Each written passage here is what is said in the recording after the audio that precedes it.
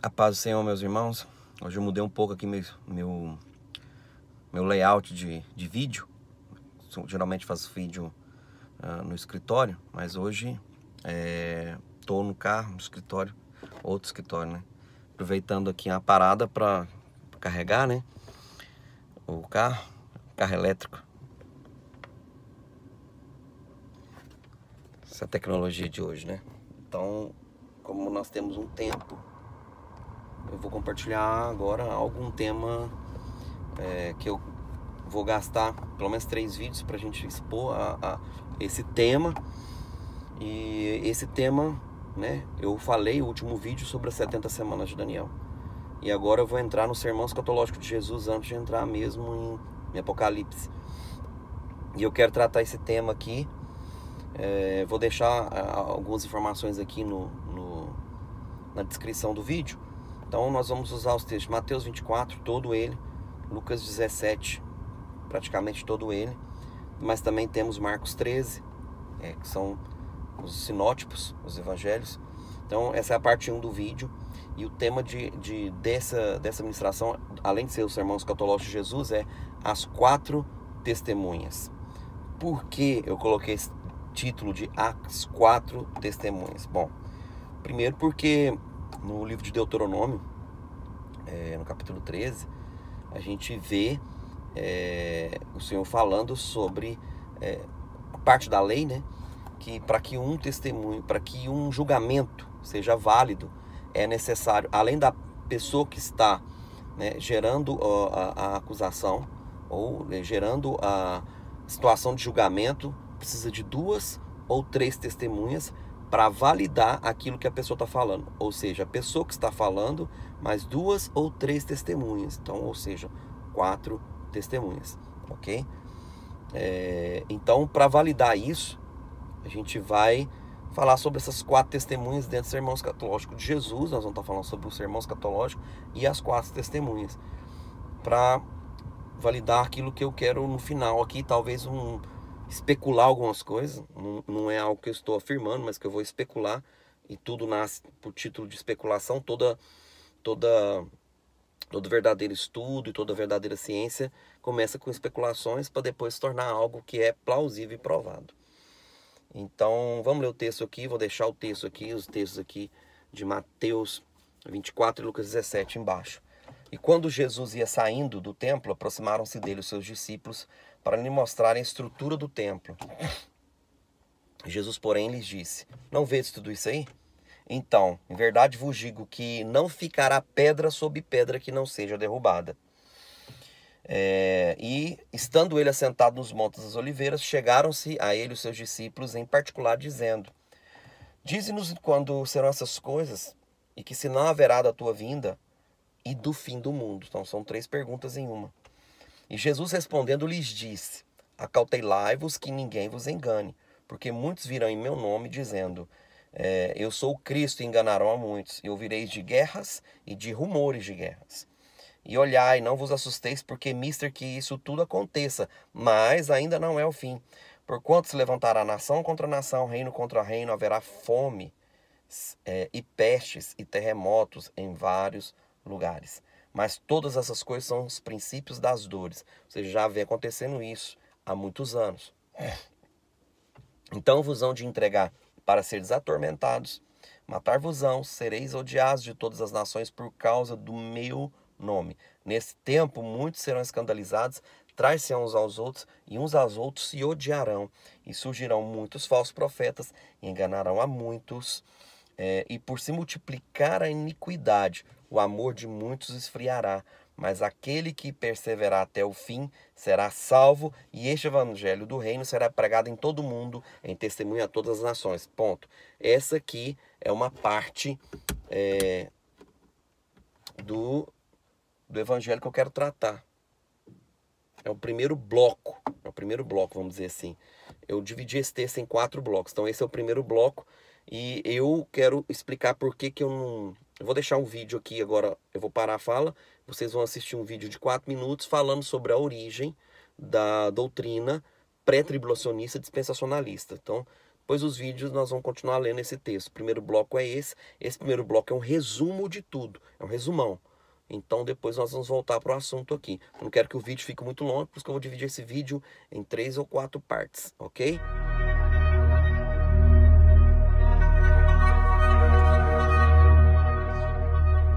Em 1767, o rei Carlos III da Espanha expulsou os jesuítas do Chile, temendo que os jesuítas lhe roubassem o reino. E dentre os jesuítas expulsos estava um padre de origem judaica, o padre Manuel Lacunza, o qual foi para a Itália em 1768 e publicou na Espanha, em 1811, o livro A Vinda do Messias em Glória e Majestade. Anos mais tarde, em 1827, o ministro presbiteriano, o escocês Edward Irving, traduziu e publicou as ideias de Lacunza na língua inglesa. Após essa publicação, em 1830, Irving foi expulso do presbitério em Londres, tendo sido acusado de heresia e criando assim uma nova igreja, a Igreja Católica Apostólica Carismática. Irving tinha como membro de sua igreja Margaret MacDonald, uma jovem neófita de apenas 15 anos de idade, a qual, depois de tanto ouvir os discursos de Lacunza e de Irving, teve diversos sonhos, nos quais se diziam que Jesus voltaria em 2 vezes, depois haveria o milênio, e não haveria tribulação para o povo de Deus, como os cristãos atuais diziam. Irving havia se especializado em escatologia, a doutrina dos acontecimentos do fim do mundo, e se julgava conhecedor dos assuntos apocalípticos. Irving então juntou tudo isso e divulgou esses ensinos no jornal O Relógio Matutino. Nessa mesma época apareceu William Miller, fundador das doutrinas adventistas, o qual previu que o retorno de Jesus se daria entre 1843 a 1844. Quando percebeu que Cristo não veio, Miller tratou rapidamente de mudar as suas ideias e as suas datas, e inúmeros seguidores o abandonaram.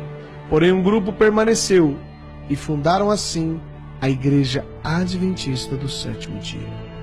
Tempos depois, em 1859, um maçom, John Nelson Darby, estudante de direito, pregador anglo-irlandês, organizou as ideias do padre jesuíta Lacunza, de Irving, de Margaret MacDonald. Darby ensinou que a igreja seria arrebatada antes da grande tribulação, que para ele duraria 7 anos. E Darby também reinterpretou a Bíblia, criando as doutrinas dispensacionalistas. Os ensinos de Darby foram amplamente disseminados ao redor do mundo quando um pseudo-advogado maçom norte-americano chamado Cyril Scofield publicou a Bíblia de Estudo Scofield. Segundo relatos da época, Scofield foi um advogado maçom, acusado de corrupção e que se entregou à bebida e, como consequência, separou-se de sua esposa e de seus filhos, abandonando-os. Tempos depois, se tornou membro da Igreja Congregacional e trabalhou com Moody. Scofield divulgou amplamente o sistema teológico desde Lacunza até Darby, o qual afirmava que o retorno de Jesus Cristo ocorreria antes da grande tribulação e, portanto, os cristãos não deveriam preocupar-se tanto assim. Após ter sido ordenado, Scofield casou-se novamente e passou a fazer conferências bíblicas e distribuindo na América cursos bíblicos por correspondência. Scofield imitou Charles Taze Russell, o fundador da seita Testemunhas de Jeová, o qual afirmava que Jesus voltaria de modo invisível em 1874, seguido por um outro retorno em 1914. Em 1909, Scofield publicou a primeira edição da Bíblia que leva o seu nome. Ele foi patrocinado por banqueiros que tiveram interesse de que essa nova doutrina fosse divulgada. Entre eles estava Henry Drummond, um rico banqueiro inglês e envolvido com ocultismo e práticas de hipnose. Foram distribuídas nos Estados Unidos gratuitamente milhares de cópias dessa nova Bíblia de estudo, a Bíblia de Estudo Scofield. A partir dessa nova crença, mudou-se a mentalidade dos cristãos americanos e, em seguida, de todo o mundo. A maior parte dos cristãos passaram a crer que não mais passarão pela grande tribulação, e se não forem arrebatados na primeira vinda de Cristo, poderão ser na segunda vinda. Juntando-se a isso, surgiu o escritor de ficção Tim LaHaye, que popularizou através de livros e diversos filmes as ideias da Bíblia de estudo Scofield. E Tim LaHaye lançou também a sua própria Bíblia, a Bíblia de Estudos Tim LaHaye. Os filmes de Tim LaHaye são ficção, como ele mesmo diz, e mostram as ideias de Lacunza, de Irving, de Miller, de Darby, de Scofield, os quais afirmam que a vinda de Jesus, isto é, o arrebatamento, não será visível, mas será um rapto, uma espécie de sequestro, e que os cristãos que não forem arrebatados poderão ir na segunda vinda ou nos 1000 anos que seguirão. Então, vocês viram o vídeo aí, então vamos continuar vendo. Aquele primeiro bloco, então fala aqui de Mateus 24, do versículo 1 até o versículo 14. Então, do versículo 14 até o 25 é um outro bloco. Aqui ele vai detalhar outras coisas. Porque aquele primeiro bloco, ele fala tudo, um resumo geral de tudo, né? Fala que as guerras, os rumores de guerra, as nações levantar contra nação uma contra a outra, as fomes e guerras. Mas isso não é o fim, isso é princípio de dores. Isso não é o fim, isso não está associado ao fim, porque muitas pessoas, então vocês viram os vídeos aí, o vídeo aí, então muitas pessoas acreditam que o anticristo vai colocar uma imagem, vai ser construído um templo de Jerusalém, que tudo isso vai acontecer. Porém, eu não acredito nessa teoria, porque essa teoria vamos dizer assim, é antropocêntrica, é o homem no centro, tá? E a grande tribulação, ela não é antropocêntrica, é teocêntrica, é Deus no controle de tudo, é Deus no controle de tudo, tanto que as 10 profecias que eu vou estar citando aqui, todas elas ligam o grande dia da ira do Senhor, ou na realidade, a grande tribulação, ela é chamada assim, né? É o momento de Deus, é o momento do Senhor. A grande aflição, a grande tribulação está ligada a isso, ao que vem do céu para a terra, não ao que o homem vai gerar. O homem não tem domínio, ele não vai ter domínio, ele não vai ter controle. Ah, pastor, mas é a questão do anticristo? Sim, o anticristo está na Bíblia, está atuando na terra, está atuando desde a época de Cristo foi ressuscitado. O espírito do anticristo ele vem atuando, tá? Antes ele era uma serpente, hoje ele já está um dragão, tem crescimento contínuo. Então essa questão da atuação do anticristo, isso aí é inegável, a gente sabe disso, e sabe que depois que começar a aflição daqueles dias, o espírito do anticristo vai acirrar a sua perseguição. A perseguição ela nunca vai parar, ela sempre vai aumentar, ela é gradativa. Ela começou lá nos pais da igreja, nos apóstolos, e vem até hoje, né? Na fundação da igreja vem até hoje, vem só aumentando. Às vezes a gente fica meio alienado com essas questões. Tem muitos amigos missionários, tem amigos missionários, irmãos na fé de missionário no Iraque, no Afeganistão, no Turquistão, no Turcomenistão. Então são países extremamente fechados, A gente acompanha um pessoal lá e a gente percebe o tipo de luta, de tribulação que eles passam ali. Em vários outros países, Coreia do Norte, China e por aí fora, tem muitos países que perseguem o cristianismo. Então a questão da perseguição, ela existe, ela é global, ela tem muitos países. Talvez algumas pessoas que moram em países que não sofrem perseguição com risco de morte, como outros irmãos, né, que moram na Europa, no Brasil, Estados Unidos, às vezes ficam meio assim, ignoram meio que essa situação, mas ela é real, né? Essa perseguição ela já existe, ela não vai só, ela já existe, ela existiu, né, no começo da igreja, existe hoje e vai continuar existindo, e o espírito do anticristo vai continuar atuando, né? Então vamos aqui para a segunda parte do texto, que eu quero tratar isso aqui, que é um tema, como eu disse, estou especulando aqui, mas que é algo mais plausível, tá? Por quê? Porque eu não acredito que não vai ser construído um templo, que não vai ser uma imagem do anticristo lá. A pergunta é, o que isso afetaria a nível global? Por exemplo, as tribos lá da Amazônia. Eu tenho um primo que é pastor na Igreja da Paz lá na Amazônia. São 200 igrejas à beira dos ribeirinhos. Eles não têm acesso à internet, eles não têm TV, eles não têm nada que nós temos aqui em mãos hoje. São milhares de pessoas, muitas igrejas, são 200 igrejas à beira do rio da Amazônia. Os ribeirinhos, os índios, né, as tribos indígenas da Amazônia, isso é só um exemplo. Vamos colocar lá os beduínos no meio do exército, do deserto do Saara. Em outros lugares, lá os Cherokees nos Estados Unidos e várias outras tribos nos Estados Unidos, e de índios, tribos por volta do planeta, né? Por volta da Terra, que, vamos dizer assim, que isso afetaria? O que uma imagem iria afetar eles lá? Que tribulação que uma imagem do anticristo ia afetar eles lá, num local de difícil acesso. 3, 4 dias de barco no meio de um rio, depois mais não sei quantos dias a pé no meio de uma selva extremamente perigosa para alcançar determinadas pessoas no meio de um mato. Uma imagem vai gerar uma tribulação a nível mundial em vários lugares do mundo, em pessoas que são de difícil acesso. Eu não creio nisso, Isso não tem controle humano, não são bombas, não são guerras, não são isso. A Bíblia não nos fala isso. A Bíblia nos fala isso aqui, que está já em Mateus 24, 15, do versículo 15 ao 25. Quando, pois, virdes a abominação da desolação, de que falou o profeta Daniel, está no lugar santo, quem lê, entenda.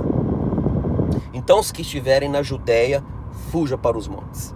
Quem estiver sobre o telhado, não desça para tirar nenhuma coisa da sua casa, fuja. Quem estiver no campo, não volte para trás para buscar nada, fuja. Né? Não busque suas vestes. Mas ai das grávidas e das que amamentarem naqueles dias. Orai para que a vossa fuga não aconteça no inverno e nem no sábado. Nós vamos entender especificamente esse versículo aqui. É muito importante essa parte do trecho. Orai, clamai por esse momento, para que não aconteça nesse momento. Às vezes quem está no Brasil não entende bem isso aqui, porque no Brasil não tem muita distinção de inverno, verão, porque geralmente o clima é todo quente. Mas aqui, para quem está na Europa, ou algum país aqui nessa latitude mais superior do norte, aqui consegue perceber bem solstício de inverno, solstício de verão. É bem distinguível que as estações do ano. Ponto.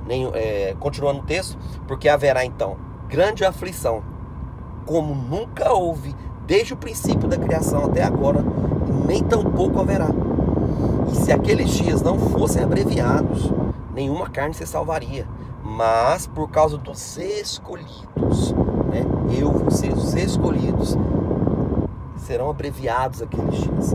Então se alguém vos disser, eis que o Cristo está aqui ou ali, não deis crédito, porque surgirão muitos falsos profetas, cristos, e farão tão grandes sinais e prodígios, que se possível for, enganarem até os escolhidos. Eis que eu vou-lo tenho predito. Continuando o texto. Portanto, se vos disserem, ele faz várias vezes, o Senhor Jesus cita esse, se vos disseram, eis o que está ali no deserto, não saiais. Nós vamos entender isso aqui. Eis que ele está no interior da casa, não deis crédito, porque assim como o relâmpago põe no ocidente e sai no oriente, assim será também a vinda do Filho do Homem. Ele está fazendo a comparação. Ele está no meio do texto aqui fazendo exemplificação. Não deis crédito para quando falarem isso. Não saiais, continuem escondidos, tá? Não vão, continuem escondidos. Olha isso. Pois onde estiver os cadáveres, ali se ajuntarão as águias. Essa aqui é uma outra parte interessante. Nós vamos falar sobre isso. Tem várias posições sobre esse versículo aqui. E logo depois da aflição daqueles dias, o sol escurecerá, a lua não dará a sua luz, as estrelas do céu, né, cairão, e as potências do céu serão abaladas. Nós vamos gravar um vídeo só sobre esse versículo específico aqui, tá? Que é muito importante. Então aparecerá no céu o sinal do Filho do Homem, depois desse evento. E todas as tribos da terra lamentarão e verão o Filho do Homem vindo na nuvem do céu, com poder e grande glória. E ele enviará os seus anjos com rijo, clamor de trombeta, os quais ajuntarão os seus escolhidos desde os 4 ventos, de uma a outra extremidade dos céus, a colheita. Aprendei, pois, a parábola da figueira. Quando já os seus ramos tornam-se tenros, brotam folhas, sabeis que está próximo o verão. Igualmente, quando vires todas essas coisas, sabeis que está próximo às portas. Em verdade vos digo que não passará essa geração sem que todas elas aconteçam. O céu e a terra passarão, mas as minhas palavras não hão de passar. Mas aquele dia e hora ninguém sabe. Nós não temos data. Nem os anjos do céu sabem, mas unicamente o meu Pai. Olha que interessante, aqui tem muita informação. É muita informação. Mas aqui ele usa a parábola da figueira. E depois nós vamos voltar a dizer, mas eu quero trabalhar isso aqui. A parábola da figueira, eu não acredito que seja ligada a templo de Jerusalém, que é outra parte da profecia que vamos se cumprir, tá? Eu creio que isso aqui está ligado ao templo dos gentios. Sim, isso tem. Templo de gentios. Está lá em Lucas 21, tá? Lucas 21 fala, quando cumprisse o tempo dos gentios. E esse tempo dos gentios cumpriu-se sim. Mas isso não é algo só simplesmente físico, meramente físico, é algo mais espiritual, ok? Jerusalém seria pisado pelos gentios até que se cumprisse o tempo dos gentios, ou seja, ela continua, tá? Aqui fala a figueira, a primeira menção de figueira lá está relacionada ao pecado, à iniquidade, que Adão e Eva pecaram, eles se cobriram com folhas de figueira. Então, figueira fala de pecado, de iniquidade. Então, quando virdes a figueira florescer, e tem outro trecho aqui em Lucas que fala, e também lá em Isaías 13, Isaías 24, pega os textos e leiam, que a terra vai sacudir como a figueira chacoalha de si os seus frutos e lançam sobre si. Então, quando virdes a figueira florescer, sabei que está próximo o verão. Figueira florescer são sinais nos céus. Não tem a ver com homem, nem com Jerusalém, nem com cidade, nem com nada. Então, sinais no céu. O Senhor diz que os nossos sinais são nos céus, não na terra. Nós estamos muito presos à terra e estamos deixando de observar o que é nos céus, mundo espiritual. Então a figueira é um símbolo do pecado, não é símbolo de Jerusalém, eu não acredito nisso, tá? É a primeira menção, pela lei de hermenêutica, interpretação bíblica, a primeira menção de figueira está lá em Gênesis, né? Capítulo 3, o pecado, onde Eva e Adão se cobrem com folha de figueira, para tampar a vergonha do pecado, ok? E agora eu vou começar a lançar minha especulação aqui, eu já vou parar o vídeo, porque senão vai ficar muito longo. Nós vamos passar para a segunda parte, que eu vou começar a falar sobre as 4 testemunhas, ok? A especulação é que a abominação da desolação que está aqui, eu vou gravar um vídeo só falando sobre a abominação da desolação. Vou gravar mais à frente aí. Vocês vão ouvir sobre isso. A abominação da desolação é um nome bíblico que o Senhor usa para nos falar sobre a inversão do campo magnético, que os cientistas de hoje deram esse nome, né? Os cientistas deram esse nome, inversão do campo magnético da Terra. Tem a ver com a Terra. Por quê? Romanos 8 diz que a criação toda geme com dores de parto, aguardando a manifestação dos filhos de Deus. Toda a criação geme com dor de parto. Então Jesus também nos diz na sua palavra em João 3,16, porque Deus amou o mundo de tal maneira que deu o seu Filho unigênito para que todo aquele que nele crê não pereça, mas tenha vida eterna. Deus enviou o seu Filho ao mundo não para que julgasse o mundo, mas para que o mundo fosse salvo por ele. O mundo, não só o ser humano, tá? Nós somos às vezes muito egocêntricos, antropocêntricos, o homem no centro, o homem que o homem vai destruir, porque o homem é a tecnologia do homem, é não sei o que. Gente, você tem que entender que a tribulação está ligada do céu para a terra. O homem não vai ter controle e domínio nenhum. Pelo contrário, os grandes e os poderosos da terra estão se preparando para o dia do julgamento, que a gente crê que está muito próximo. Muito perto. E todos concordam nisso. Isso aí é fato. Qualquer teólogo, qualquer estudioso de teologia, qualquer estudioso de escatologia, qualquer vertente que seja pré-tribulacionismo, pós-tribulacionismo, amilenismo, todos eles concordam, né? Futurismo, preterismo, historicismo, idealismo, todos esses ismos de estudos e vertentes escatológicos concordam que nós estamos vendo uma geração que consideram todos que é um tempo de conclusão, é um tempo final. Só que o problema é que a igreja dorme. Logo depois desse texto aqui de Mateus 24, Jesus começa a contar as parábolas do reino, Mateus 25. Mateus 25 são 3 parábolas. As 10 virgens, a parábola dos talentos, a parábola do servo fiel e infiel. E ele fala que muitos são chamados, poucos são os escolhidos. São 3 parábolas. Tem pastor que usa até a parábola dos talentos para pregar sobre oferta na igreja. Tem nada a ver uma coisa com a outra. As 3 parábolas são escatológicas.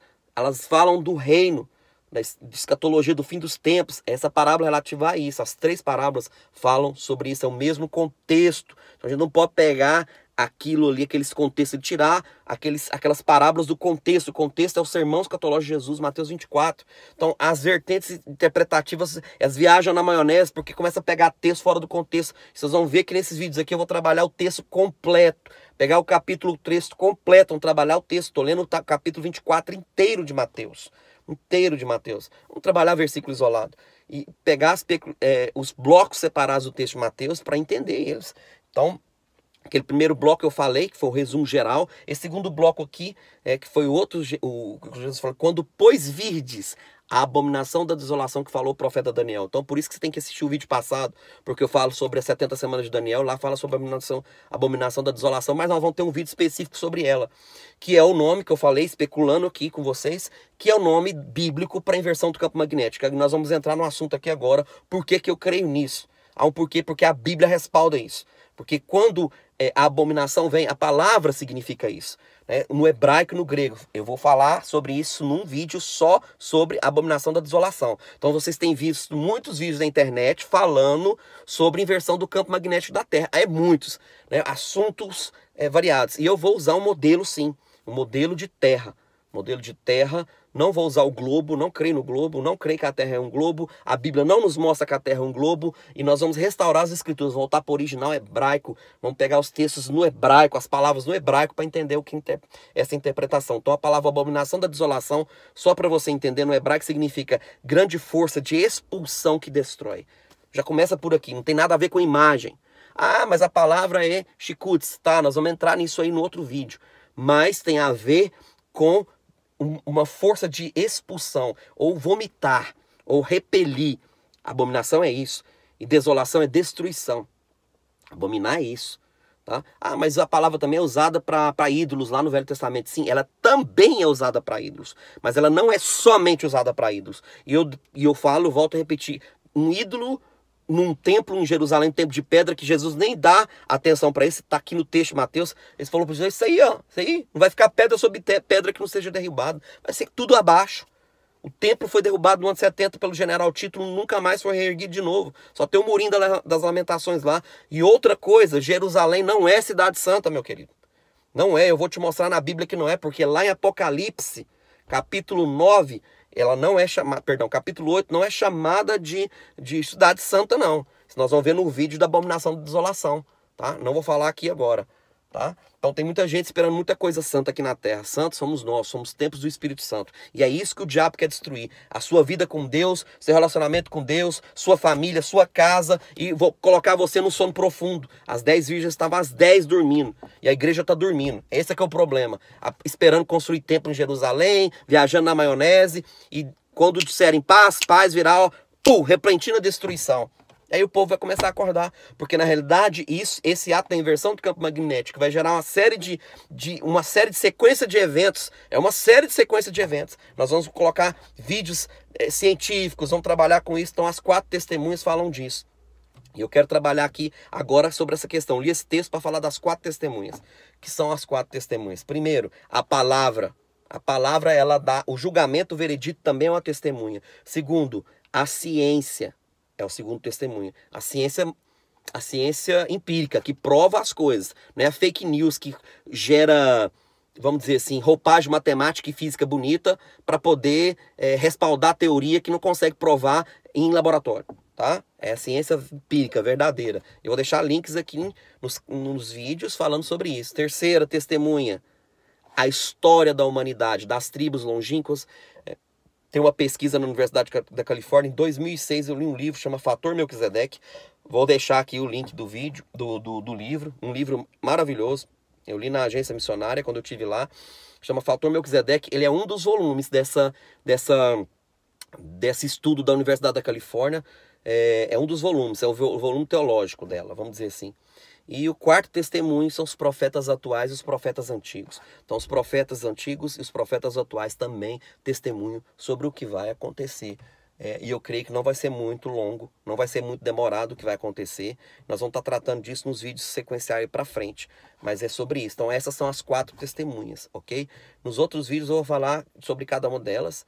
Os textos bíblicos envolvendo as profecias, falando sobre a inversão, as datas de inversão que aconteceram na Bíblia, tá? Aqui também, aqui em Mateus 24, eu não terminei de ler, vou ler mais o trecho aqui. E como foi nos dias de Noé, assim será na vinda do Filho do Homem. Porquanto assim estarão nos dias anteriores do dilúvio, bebiam, casavam-se e davam-se casamento, até que em Noé entrou na arca e não perceberam. E até que veio o dilúvio, o quê? Levou a todos. Assim será também a vinda do Filho do Homem. Então, estando 2 no campo, um será levado, o outro deixado. Estarão os 2 moendo no moinho, um será levado, outro será deixado. Vigiai, pois, porque não sabei a hora que há de vir o vosso Senhor. Mas considerem isso, se o pai de família soubesse que hora que viria O ladrão vigiaria e não deixaria eliminar a sua casa. Por isso estáis vós apercebidos também, porque o Filho do Homem há de vir na hora que não penseis. Ok? Quando disseres, pois, paz, virá repentina destruição. Nós vamos falar sobre isso aqui.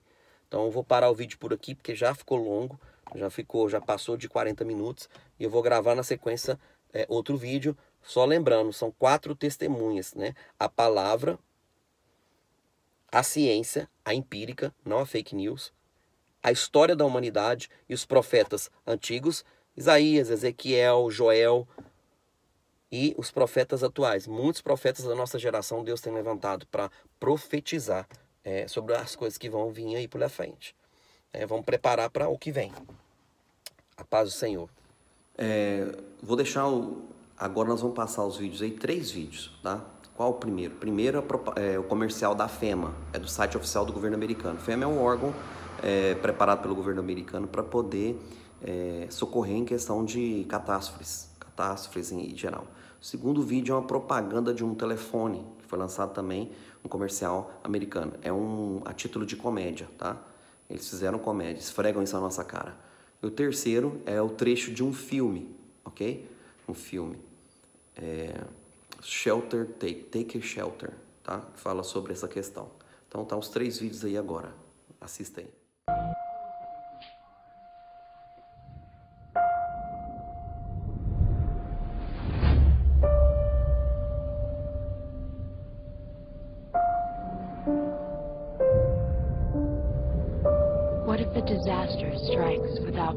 E se um desastre acontecer de repente?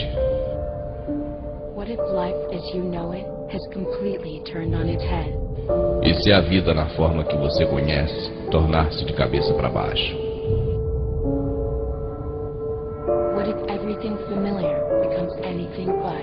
E se tudo que lhe é familiar se tornar quieto?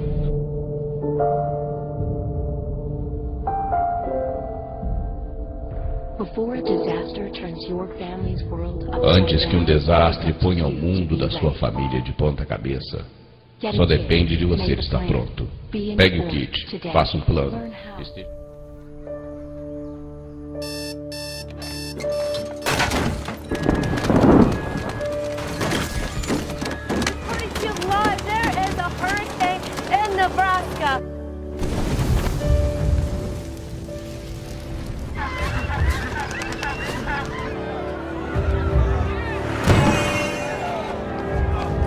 Absolute chaos.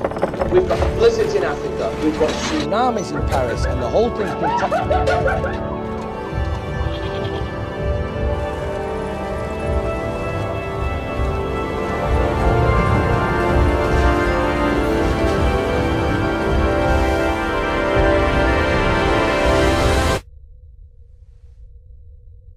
Gosh darn it.